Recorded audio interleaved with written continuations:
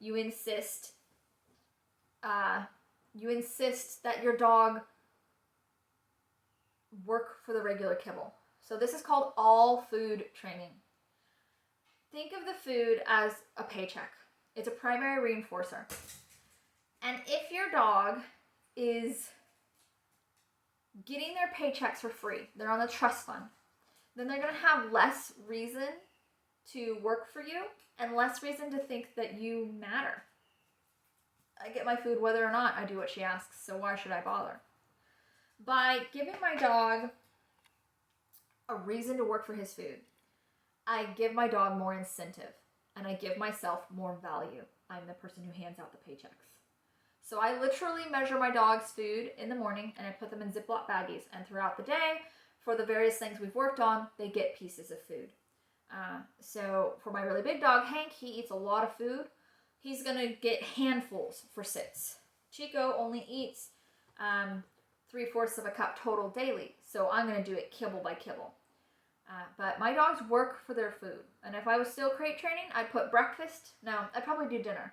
I would get breakfast out, train with all that, and then dinner time they'd get their dinner in their crate. But I'm not giving food away for free at all, ever, anymore. I just don't. So I call it all food training, and I really recommend that you get your dogs on the program, because a picky eater, not good.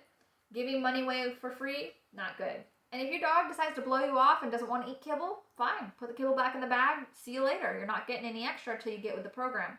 If your dog skips a few meals here or there, they'll be fine. But having them really on the program and working well for their food is so valuable. So, so valuable. Then I use their regular kibble for skills that they already know, unless they're a chow hound, then you can use a regular kibble for anything. And then I use specialty for things that are harder or new. So in class, you might need to use treats a lot because the environment's so hard. It's a higher paycheck. You have to work harder to focus, so I'm going to pay you better. But at home, you know down, you know hand touch, whatever it is they already know. You can do it for kibble. So that's all food training. The other thing I would like you to look around in your life for right now and make a list and bring it to class is something that I call puppy politeness poker. So puppy politeness poker is a way to get my dog to engage with me and interact with me and do what I ask, whether or not I have food on my person. Because I never want my clients to say, yeah, he'll sit if I have a cookie. That's not the point. The cookie is to teach him the skill and to have him engage. But ultimately, I'd like a dog who will engage with me whether or not I have their paycheck in my hand. So I want you to look around in your dog's life. What are some things that they inherently enjoy that is not food related? I'll give some examples. Chico loves going outside. He is an outside fiend unless it's cold or wet, and then he doesn't want to be outside at all, ever. But if it's nice out, like today, it's really beautiful, he wants to go outside so bad. I control the back door. I don't have a dog door. So I go to the back door and I say, hey buddy, you want to go outside? He says, I sure do. And I say, can you give me a hand touch? And he says, I absolutely can. And I say, thank you so much. And I open the door. He gets what he wants going outside by interacting and giving me what I want, which was a hand touch, for instance. I don't want you to start implementing puppy politeness poker yet. I want a few weeks of practice with skills before we start doing that. But I do want you to start looking around your dog's life and saying, what does he find inherently reinforcing? So Chico really likes to get out of the crate. He really likes to go outside. When it's cold, he really wants to come inside. He really wants me to throw the toy. These are all things that he finds inherently valuable. Or he really wants to get in the car. So that's his list. And when I'm doing puppy politeness poker stuff with him, I'm going to use the back door or his crate or the toy. So I want you to create a list. What are things that are inherently reinforcing to your dog that is not food related? And bring your list to class next week for puppy politeness poker. Yeah, you're such a good man. I love your kisses. You're a good kisser. Sorry, I love this chihuahua. For class, please, please, please email your questions in ahead of time.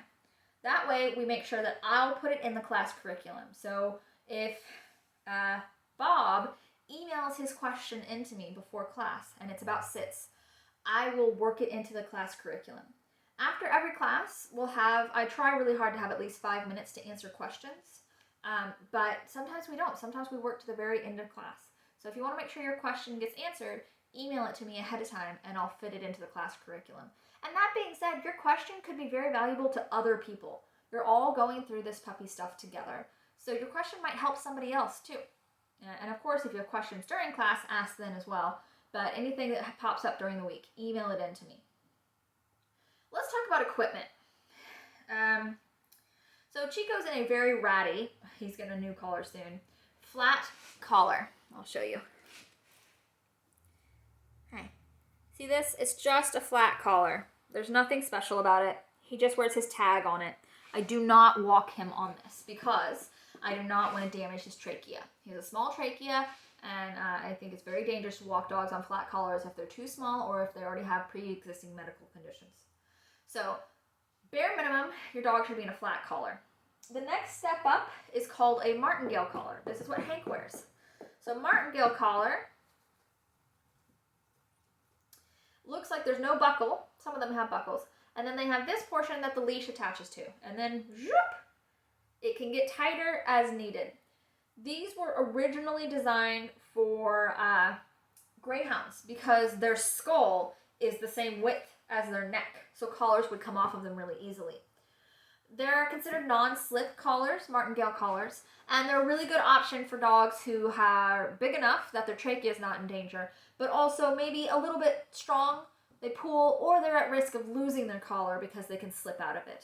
I personally think most dogs should be on a martingale collar if they're going to wear a collar around the house, besides smaller breeds, which should probably be on something that can break away in case they get choked because their trachea is so small. The next step up from a martingale collar is a Easy Walk body harness. So how this works, so the dog's head is here, this is their chest, this piece goes under their armpits. You attach the leash here to the front of their chest, and when they're walking along and they go too far ahead, it pulls them and turns them around. Any harness that buckles on the back between the shoulder blades is inherently going to cause pulling. This is because their dog is able to put all of their pressure, weight, and muscle into pulling forward because the pressure is coming from behind here. So if you've ever seen dogs for dog sledding, the dog sled harnesses buckle on the back. The only times that I think that back clip harnesses are safe options for dogs is if the dog has some sort of medical condition where they need to have no pressure whatsoever anywhere near their throat, or they're so small it doesn't really matter. So Sadie is in that category, but most dogs Chico wears a non-slip, wears a smaller version of this, an Easy Walk harness. So for most of you, I would suggest getting a body harness, an Easy Walk. And for little tiny dogs or dogs with any kind of medical problem, I would put them on a back clip harness. So those are my suggestions. That's equipment. So if you have any questions at all or something didn't make sense, just email me. I'm happy to answer them ahead of time. And if you have questions about what kind of equipment your dog should be on, email me. I'll let you know. I'll tell you to your face. I'm like, oh, I really think this harness is terrible. Or, oh, this one's really good. So that's really it. This is your owner orientation. It's about 40 minutes worth of information. Usually we have some discussion in class, but since we're not quite in person, we're getting to streamline this a little better, which is great because you can rewatch this as many times as you need if you have questions or concerns or you just didn't see it well. So I do like doing the online version. I think it's valuable. Ooh, also, since COVID is still a little bit of a problem in Texas, I think we should all probably wear our masks during class. I likely will take my mask off if everybody's comfortable, so you can see my lips while I'm speaking. That is definitely, a lot of us really rely on that to interpret what we're hearing and seeing. And the class will be more valuable if you can understand me. So if everybody's comfortable, I will probably take my mask off. I'll put it back on if I'm going to come up and be in your personal space. Everybody will be spaced out at least 6 feet, more like 12 feet apart at all times. Sorry, I'm just really burpy. Gross, Claire. Oh well. And so we'll wear our masks for a while and see how this goes, just to be extra safe. But I will probably take my mask off during class to make sure that everybody can hear me well, see my lips, and really understand what's being communicated. And if anybody's really concerned about that, please email me, and maybe I will purchase a face shield or something like that. I don't currently own one, but I know my husband uses one at the high school when he's teaching, so I'm sure I could get one in time. So if anybody would prefer that I wear a face shield, just let me know and I'll purchase one. I do intend to be in the middle of the classroom teaching versus right up in your personal space breathing on you. And of course, if you're feeling ill, better safe than sorry, right? So we're all going to adhere to that and say, you know, if I'm just feeling poorly, I'm not going to come to class. I'm going to email Claire so she knows, so she doesn't freak out, and we'll play it safe, and I'll practice the homework that is sent out later. Okay, so with all that being said, I'm really excited. I will see you guys Monday, January 11th at 2 p.m., and I will be sending an email out this week with specific directions on how to get to my metal building and parking and all that good stuff. So I'm excited, guys. Thanks for watching.